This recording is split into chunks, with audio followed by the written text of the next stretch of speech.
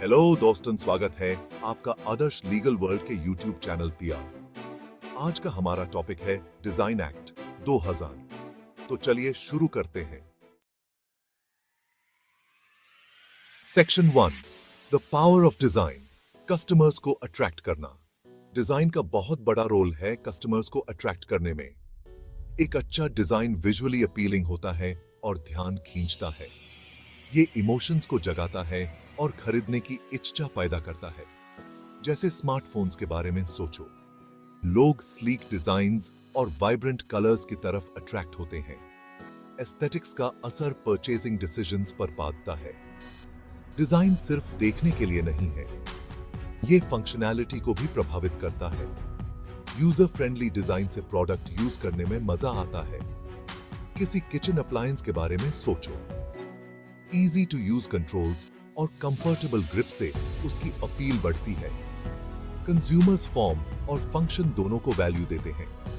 एक strong design किसी product को क्राउडेड मार्केट में अलग दिखा सकता है। ये एक ब्रांड के लिए एक यूनिक आइडेंटिटी क्रिएट करता है।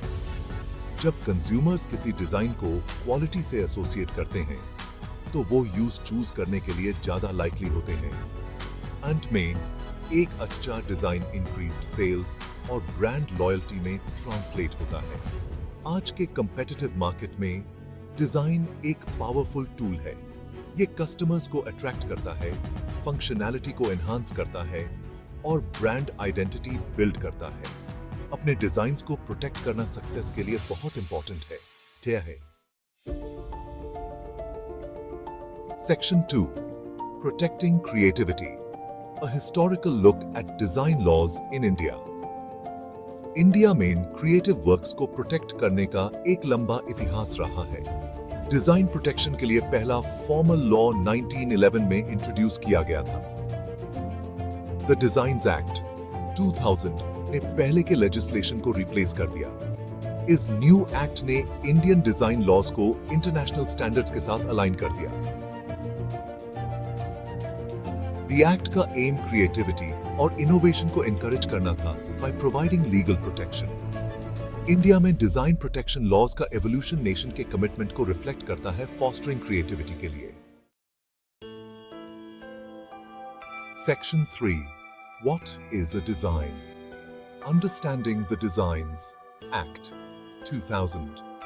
The Designs Act 2000 डिजाइन को डिफाइन करता है as the features of shape, configuration, pattern, ornament, या composition of lines या colors applied to any article. ये किसी प्रोडक्ट के विजुअल अपील पर जोर देता है। ये किसी भी ऐसे फीचर को भी एक्सक्लूड करता है जो सिर्फ फंक्शनैलिटी की वजह से हो। The Act emphasize करता है कि एक डिजाइन को आंखों को अपील करना चाहिए। ये डिस्टिंक्शन इंडिया में डिजाइन प्रोटेक्शन के स्कोप को समझने के लिए बहुत इंपॉर्टेंट है। Section 4, Key Features of the Designs Act 2000, Safeguarding Your Creations. The Designs Act 2000 designs को इफेक्टिवली प्रोटेक्ट करने के लिए कई की फीचर्स इंट्रोड्यूस करता है। एक सबसे इंपॉर्टेंट एस्पेक्ट है नॉवेल्टी का कॉन्सेप्ट। इसका मतलब है कि डिजाइन न्यू और ओरिजिनल होना चाहिए। ये रजिस्ट्रेशन के लिए एप्लीकेशन की डेट से पहले इंडिया में पब्लिकली नोन या यूज नहीं होना चाहिए। The Act न्यू और ओरिजिनल के प्रिंसिपल पर भी जोर देता है। इसका मतलब है कि एग्जिस्टिंग डिजाइन्स में माइनर वेरिएशंस या मॉडिफिकेशंस प्रोटेक्शन के लिए क्वालिफाई नहीं कर सकते हैं। डिजाइन में एक सिग्निफिकेंट डिग्री ऑफ ओरिजिनलिटी होना चाहिए। The Act डिजाइन्स के रजिस्ट्रेशन के लिए प्रोवाइड करता है। ये रजिस्टर्ड प्रोप्राइटर को एक्सक्लूसिव राइट्स देता है डिजाइन को यूज करने, सेल करने या लाइसेंस देने के लिए। ये एक्सक्लूसिव राइट 10 इयर्स तक लास्ट करता है, जिसे और 5 इयर्स के लिए एक्सटेंड किया जा सकता है। क्लियरली डिफाइन करके कि क्या एक रजिस्ट्रेबल डिजाइन बनाता है और रजिस्ट्रेशन के लिए एक मैकेनिज्म प्रोवाइड करके।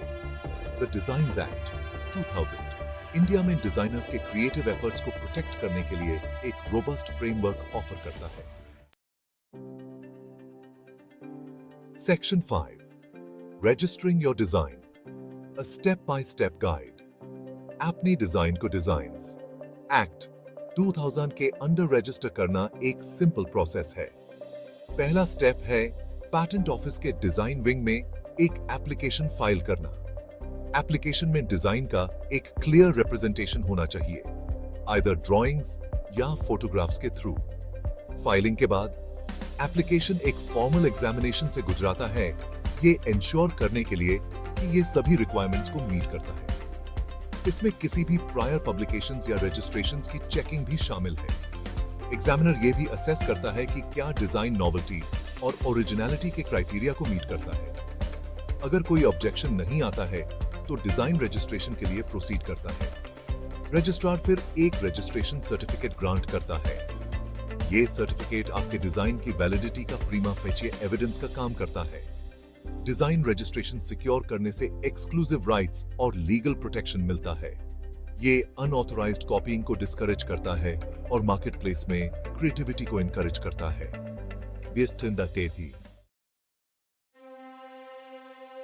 Section 6. The price of piracy, penalties and remedies. The Designs Act 2000. Design infringement. जी से अक्सर डिजाइन पायरेसी भी कहा जाता है, के खिलाफ एक स्ट्रॉन्ग स्टैंड लेता है। ये इन्फ्रिंजर्स के खिलाफ सिविल और क्रिमिनल दोनों रेमेडीज प्रोवाइड करता है। सिविल केसेस में रजिस्टर्ड प्रोप्राइटर एक इंजंक्शन सीक कर सकता है। ये लीगल ऑर्डर इन्फ्रिंजर को डिजाइन को आगे यूज करने से रोकता है। एडिशनली, प्रोप्राइटर इन्फ्रिंजमेंट की वजह से हुए किसी भी फाइनेंशियल लॉसेस के लिए डैमेजेस क्लेम कर सकता है। किसी रजिस्टर्ड डिजाइन के जानबूझकर और फ्रॉडुलेंट इमिटेशन के केसेस में क्रिमिनल प्रोसिक्यूशन भी पॉसिबल है। इसे इम्प्रिजनमेंट या एक हेफ्टी फाइन या दोनों हो सकते हैं। द एक्ट कोर्ट्स को एम्पावर करता है ताकि वो जस्टिस डिलीवर कर सके और फ्यूचर इन्फ्रिंजमेंट्स को डिटर कर सके। पेनल्टीज और रेमेडीज के लिए प्रोविजंस हाईलाइट करते हैं कि द एक्ट डिजाइन पायरेसी को कितनी सीरियसली लेता है। वो इंटेलेक्चुअल प्रॉपर्टी राइट्स की रिस्पेक्ट करने की इंपॉर्टेंस को अंडरलाइन करते हैं और फेयर कंपटीशन को इनकरेज करते हैं। Section 7. Landmark cases. Design infringement in the spotlight. Years में कई लैंडमार्क केसेस ने द डिजाइंस एक्ट 2000 की इंटरप्रिटेशन और एप्लीकेशन को शेप दिया है। ये केसेस वैल्यूएबल इंसाइट्स प्रोवाइड करते हैं कि कैसे कोर्ट्स डिजाइन इन्फ्रिंजमेंट को डिटरमिन करते हैं। एक नोटेबल केस में एक पॉपुलर प्रेशर कुकर के डिजाइन का मैटर था। कोर्ट ने रजिस्टर्ड प्रोप्राइटर के फेवर में रूल किया, recognizing the unique design elements जिससे वो दूसरे प्रेशर कुकर से अलग था।